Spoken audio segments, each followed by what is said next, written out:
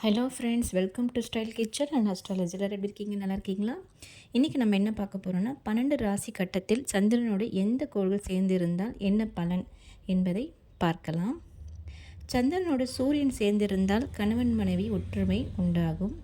சந்திரனோடு செவ்வாய் சேர்ந்திருந்தால் தாய் மனம் பாதிக்கும்.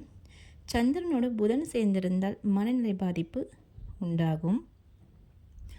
சந்திரனோடு குரு சேர்ந்திருந்தால் பாதி நல்ல பலன்களும் பாதி கெட்ட பலன்களும் உண்டாகும். அதோட புகழ்படிப்பும் கிடைக்கும்.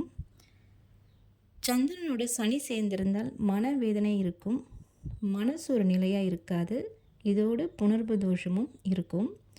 சந்திரனோடு சுக்கிரன் சேர்ந்திருந்தால் சுகமான வாழ்க்கை வசதி வாய்ப்புகள் கிடைக்கும்.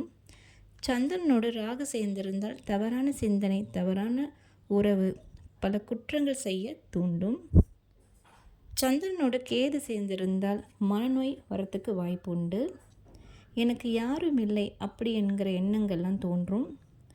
முடியாத அளவுக்கு மனசு ரொம்ப வேதனைப்பட்டு ஒவ்வொரு நாளும் கஷ்டத்தில் துன்புறுத்திக்கிட்டு இருக்கும். நெக்ஸ்ட் வீடியோவில் பார்க்கலாம்.